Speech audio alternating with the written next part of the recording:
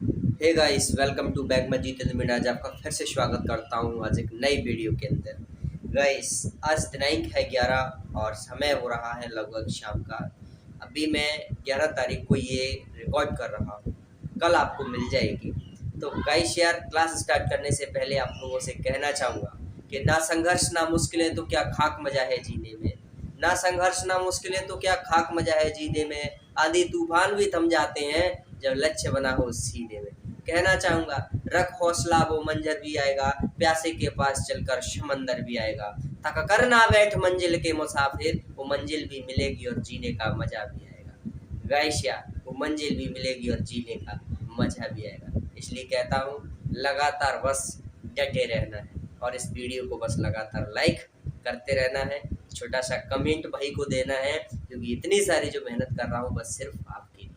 गाइशिया, एक चीज और कहना चाहूंगा आपसे कि चलता रहूंगा पथ पर, चलने में माहिर बन जाऊंगा। या तो मंजिल मिल जाएगी या मुसाफिर बन जाऊंगा, या अच्छा मुसाफिर बन जाऊंगा। जय हिंद साथियों, स्टार्ट करते हैं आज की नई क्लास एक नए जुनून के साथ। 100% गारंटी देता हूँ ये वो क्वेश्चंस हैं जो प्रीवियस एग्जाम में पूछे हुए गए क्वेश्चंस हैं, और कहीं ना कहीं 100% संभावना है कि आने वाले समय में इनसे एक न एक दो चार पाँच क्वेश्चंस आपको 100% मिल ही जाएंगे। तो गाइस यार, ज़्यादा समय न लेते हुए क्लास को स्टार्ट करते हैं। Let's go for our class.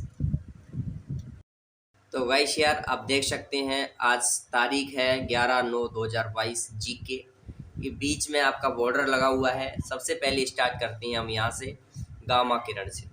आप लोग जानते हैं जो गामा किरण होती है वो 100% भेदन क्षमता रखती हैं। गामा रेज अर्थात गामा किरण वे किरणें होती हैं जो किसी भी पदार्थ में अपनी भेदन कर सकती हैं, अर्थात किसी भी पदार्थ को आर या पार कर सकती हैं। इसलिए कहते हैं कि अल्फा और बीटा किरणों से ज़्यादा गामा किरणों की भेदन क्षमता होती है। वर्षा की जो बूंद होती हैं उनका लाल होना अर्थात उनका गोल होना किसके कारण होता है? पृष्ठ तनाव के कारण वर्षा की बूंद गोल हो जाती हैं। गाइस, आपसे कहना चाहूँगा कि जो प्रकाश होता है, प्रकाश एक अनुप्रस्थ तरंगें होती हैं। जो प्रकाश की गति जो होती है 3 × 10⁸ मीटर पर सेकेंड होती है। प्रकाश की गति 3 × 10⁸ मीटर पर सेकेंड। जो सूर्य से जो प्रकाश आता है गाइस, इसकी जो आप देख सकते हैं स्पीड 3 × 10⁸ मीटर पर सेकेंड। कई बार आपको इस एग्जाम में डायरेक्टली पूछ लेते हैं कि प्रकाश कैसी तरंगें हैं। आपका आंसर होगा अनुप्रस्थ तरंगें। ध्वनि साउंड की बात करते हैं। ध्वनि एक अनुदैर्ध्य तरंगें होती हैं जिनकी जो स्पीड होती है चलने की 332 मीटर पर सेकेंड की स्पीड से चलती है। गाइस यार, मैं आपसे कहना चाहूँगा कि जो धातु होती है, धातु एक पारा होती है जो कि केवल एक सामान्य कमरे के तापमान यानी 26 डिग्री सेंटीग्रेड टेम्परेचर पर ही लिक्विड फॉर्म में पाई जाती है। एक होती अधातु। अधातु जो होती है एक ब्रोमीन होती है जो कि कमरे के सामान्य तापमान अर्थात 26 डिग्री सेंटीग्रेड टेम्परेचर पर लिक्विड फॉर्म में पाई जाती है। सेल्सियस अर्थात फ़ारेनहाइट, ये दोनों ही तापमान मापने की एक मात्रक होते हैं। अर्थात मैं कहना चाहूँगा कि -40 डिग्री सेंटीग्रेड टेम्परेचर पर सेल्सियस एंड फ़ारेनहाइट दोनों इक्वल होते हैं। वार्षिक जो मात्रक होता है ये दूरी का मात्रक होता है, लेकिन खगोलीय दूरी अर्थात बहुत अधिक दूर तक की दूरियों को मापने के लिए वार्षिक मात्रक का यूज़ करते हैं। जड़त्व का नियम न्यूटन का फर्स्ट रूल है, जिसमें कहा गया है कि यदि जब तक कोई वस्तु स्थिर है तो स्थिर है, जब तक कि उस पर कोई बाह्य बल न लगाया गया हो। गाइस यार, ग्रहों का नियम केपलर ने दिया है।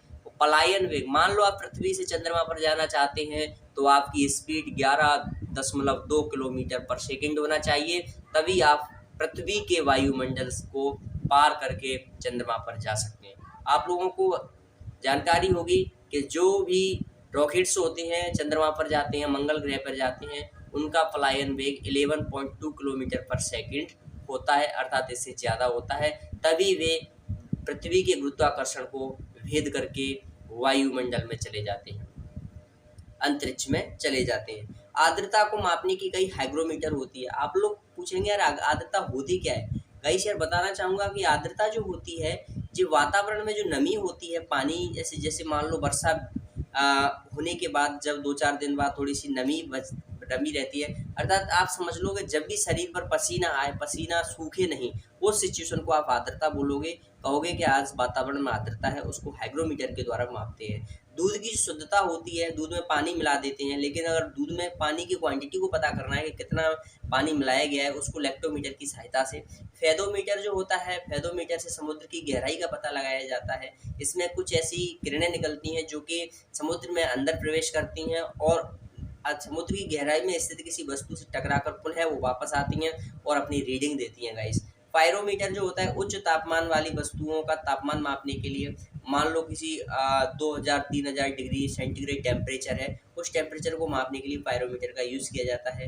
हीरे का चमकना, आप जानते हैं जब लाइट हीरे पर पड़ती है तो पूरी की पूरी लाइट हीरे से टकरा करके वापस आ जाती है, उसी को पूर्ण आंतरिक परावर्तन कहते हैं, इसलिए हीरा बहुत अत्यधिक रूप से चमकता है। लेंस की क्षमता डायोप्टर कहलाती है, क्योंकि लेंस जो होता है, उत्तल लेंस, अवतल लेंस, जो चश्मे हम पहनते हैं, उनकी जो क्षमता मापते हैं वो डायोप्टर के थ्रू मापते हैं, जिसका फॉर्मूला होता है P = 1/f। प्राथमिक रंग होते हैं गाइस, रेड होता है, लाल, हरा और ब्लू, ये 3 ऐसे रंग होते हैं जिन्हें प्राथमिक रंग कहते हैं। इन तीनों रंगों को यदि आपस में मिला दिया जाए तो आपका व्हाइट रंग बन जाता है, सफ़ेद रंग बन जाता है गाइस। और यदि आप तीनों रंगों में किसी अन्य रंग का कॉम्बिनेशन कर सकते हैं तो जिससे आप अलग अलग प्रकार के रंग प्राप्त कर सकते हैं। आप जानते हैं कि किन्हीं निकट जो दृष्टि दोष होता है, जिसमें पास की वस्तुएं आपको दिखाई दे देती हैं लेकिन दूर की वस्तुएं साफ दिखाई नहीं देती हैं, उसे निकट दृष्टि दोष कहते हैं। उसमें आप लोगों को अवतल लेंस का चश्मा लगाना पड़ता है, जिससे यह रोग दूर होता है। वैसे एक दूर दृष्टि दोष होता है जो कि अधिकतर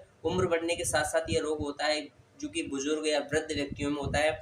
इसमें क्या होता है कि आपको दूर की वस्तुएं तो स्पष्ट दिखाई देती हैं लेकिन पास की वस्तुएं स्पष्ट दिखाई नहीं देती हैं। यह भी एक प्रकार का नेत्र रोग है, इसे उत्तल लेंस का चश्मा पहन करके ठीक किया जा सकता है। गाइस नेक्स्ट पोर्शन पर अब हम चलते हैं।